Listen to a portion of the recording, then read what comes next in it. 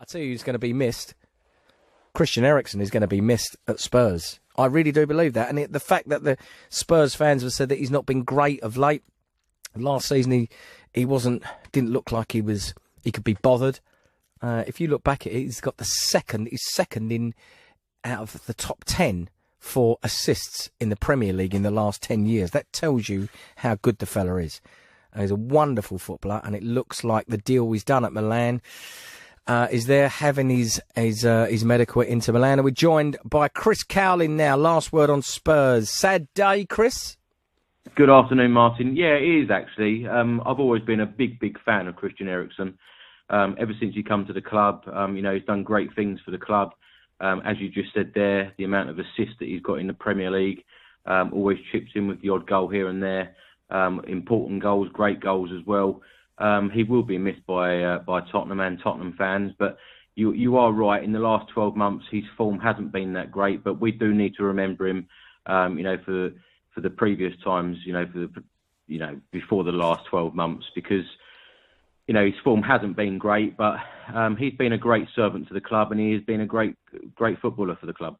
Highlight of his career at Spurs?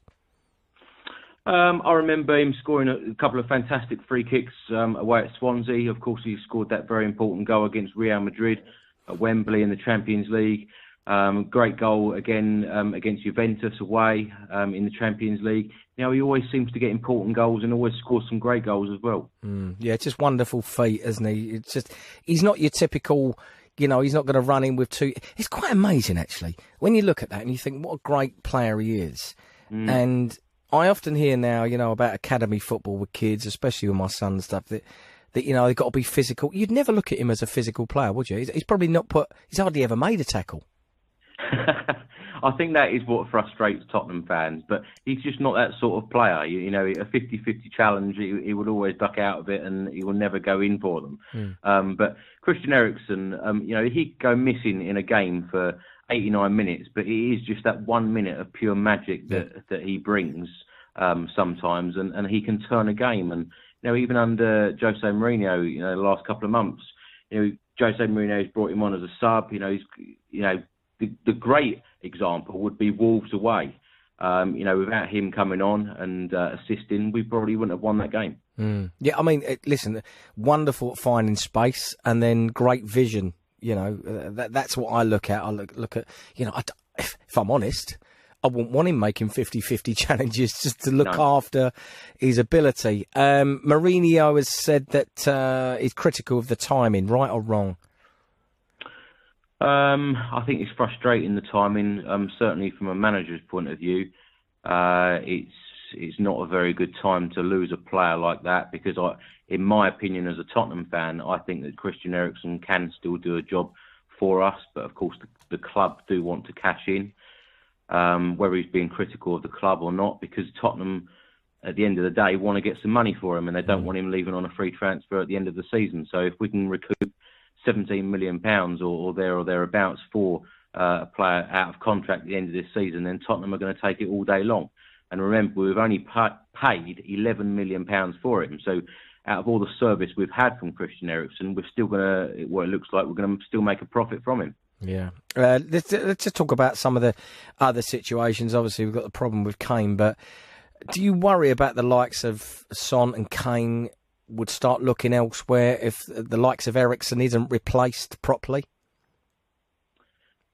What does worry me is the fact that we've been so close in the last couple of years for challenging for big things.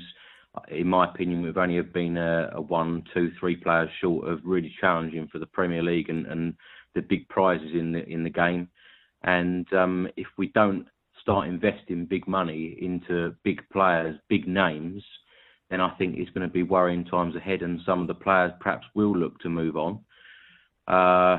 Another thing that worries me is everyone we seem to be linked with, we seem to have to be Googling them rather than knowing them in European football. Good point. I know that, all joking aside, that is a worry. Tottenham Hotspur Football Club, we were Champions League finalists on the 1st of June. We've been in Champions League football for the last 4 seasons, which Mauricio Pochettino guided us to. we should be going for big names and going for the best players possible. And it does worry me that, some of our targets. Yeah. I was just going to ask you about Gedson Fernandes, by the way. Came on at the weekend. Have you seen anything from him that excites you? He's a good young player. I don't think we've seen enough of him yet. It's like Giovanni Lo Celso. When you buy these types of players, it does take them a little while to adapt to the Premier League. And I know the last time I was on your show, I said exactly the same thing about Danny Ings. He would be one of my targets because they're proven in the Premier League. And when you're buying or when you're targeting players outside of the Premier League, they have to adapt. Some players, it takes a long time to adapt.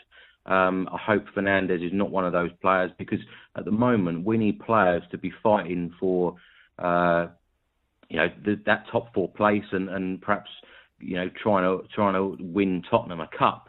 And, you can't really be experimenting at this stage. Yeah. Tottenham are 6 points away from a top 4 place right now, which is absolutely crazy in the season that Tottenham have had. But the Premier League standard hasn't been that great this year. But while we are only 6 points away, we need to be focusing on bringing decent players in that we know is going to get us that top 4 place. So I'm not sure about experimenting with these sorts of players at the moment. Yeah. Look, I've got to talk about Danny Rose. It's been quite a strange sort of year for Danny Rose in a way, but do we expect to see him make his way out of the club before the end of this transfer window? Danny Rose has always been adamant that he will leave the club when his contract is up. He's really, he's clearly got a problem with the club and Daniel Levy and co. Wanted to leave the club in June 2021. It now looks like Jose Mourinho is taking no nonsense from him whatsoever. He's left him out. Tanganga, youngster, has come in the last couple of games. Danny Rose, I think, has seriously got to think about his own future, whether he wants to play for England again, whether he wants to play Premier League football again. And I think, personally, a move away from Tottenham is the best thing that he can do at the moment. And he's always been backed by the fans, but a number of fans now are not backing him. No. He's a very, very different Danny Rose from the one that we saw in the last season at White Hart Lane, the 16-17 season. The ability just isn't there anymore, and that passion and fight, I don't think, is there either. Yeah. You just mentioned Tanganga, the full-back. What do you make of him? Well, you say full-back. I thought he was a centre-back. Well, yeah, but and then he played at right, and then he played at right back, and now he's played at left back. So he's done pretty well. But I've seen him play a few times for the youth team, and he looks a very, very solid and decent defender. And in the away end at the weekend against Southampton, he took one right in front of us, straight in the face, and that is exactly what Tottenham fans want to see. Putting your whole body, taking it in the face. No, but putting your whole body, and blocking that shot, blocking that cross, and the fans really did applaud him, and rightly so. But yeah, he's been absolutely fantastic, and his attitude is second to none as well. Yeah, definitely. I saw the interview after the game we played the other week, and I thought, well, what brilliant interview! So eager. He just said, "I hope the boss picks me. I want to play football." We weren't looking at Instagram followers and what Bentley convertible he can get. I'm sure he's got one, but we wasn't talking about that. We're talking about actually playing football, which is what I think. We've forgotten about. When I talk about Manchester United, I talk about Pogba and Lingard and talk about their followers, and that's why the club won't get rid of them. I think it's a disgrace. Footballers should be on the pitch playing football. Chris, appreciate you coming on as always. It's nice to hear from you.